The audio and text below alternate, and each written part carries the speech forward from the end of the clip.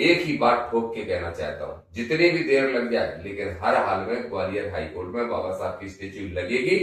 वहां के जो चंद मुट्ठी भर लोग हैं जिनकी कोई हैसियत नहीं है, हम संविधानिक लोग हैं वकार भाई, अगर हम संविधानिक नहीं होते और बाबा साहब के संविधान में नहीं बंधे होते तो वो जो विरोध कर रहे हैं उनको वहीं भेज देते जहां से वो कभी आए थे इस देश में, इन मनवादियों को। तो उनकी हमें परवाह नहीं है, इनको ठीक करेंगे और लगाएंगे स्टेच्यू। फिर आप ऐसे इस तरीके की बात करते हैं तो वो कहते हैं बोले जी देखो दामोदर यादव इतना अग्रेसिव बोलते हैं, साहब कुछ भी बोल जाते हैं, वो एक बाबा जी हैं, आप कहते हैं ठठरी बांध देंगे, वो दुनिया की ठठरी बांध रहे हैं। अब आप ही बताइए, कोई संत किसी की ठठरी बांधता है क्या? अब उन्होंने कहा कि हम इस देश को हिंदू राष्ट्र बनाने के लिए यात्रा निकाल रहे हैं, तो मैंने कहा भाई ये नौजवान लड़का गलत रास्ते पर है, इसको कोई बताओ कि भारत के संविधान के प्रस्तावना में ही लिखा है कि ये देश पंथ निरपेक्ष है, तो जो संविधान को तोड़ेगा मैं उसका विरोध करूंगा। तो जब मैंने कहा कि 28 साल का लड़का, तो लोग बोले आप महाराज को लड़का कह रहे हो। मैंने कहा मैं जन्म से किसी को महान नहीं मानता, कर्म से महान मानता हूं, और वो कर्म उल्टे कर रहा है तो मैं उसको कैसे महान मान लूं। तो फिर भाई चला, तो वो बोले कि जो मेरी यात्रा का विरोध कर रहे हैं वो श्रीमान को मैं कहना चाहता हूँ नंबर नहीं है तो फोन पे ठठरी मार देते। तो मैंने कहा भाई वकार भाई ठठरी बहुत गंदी गाली है। ठठरी का मतलब होता है मृत सैया।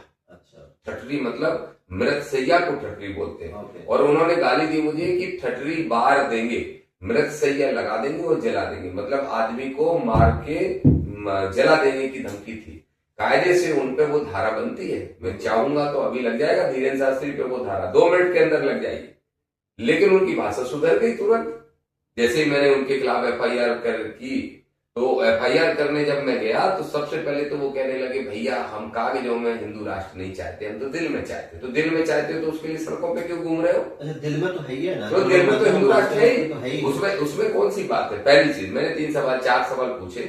पहला सवाल कि अगर तुम हिंदू राष्ट्र बनाना चाहते हो तो फिर उसके लिए सड़कों पे क्यों घूम रहे हो? जाके प्राइम मिनिस्टर से बात करो। आपके प्राइम मिनिस्टर मुंह बोले बड़े भाई हैं, वो खुद बोल के गए धीरेन्द्र शास्त्री मेरा छोटा भाई है। दूसरा, अगर आप हिंदू राष्ट्र बनाना चाहते हो और उसके लिए आपको मूवमेंट भी चलाना है तो दिल्ली से छतरपुर की तरफ यात्रा क्यों करना भाई? छतरपुर से दिल्ली की तरफ यात्रा करना चाहिए, जायज बात है। तीसरा हमारा सवाल है कि अगर आप हिंदू राष्ट्र बनाना ही चाहते हो तो आप एक नारा लगाते हो कि जात पात की करो बधाई, हिंदू हिंदू भाई भाई, तो सबसे ज्यादा एट्रोसिटी की घटनाएं बुंदेलखंड में होती है, तब धीरेन्द्र शास्त्री चुप क्यों रहते हैं?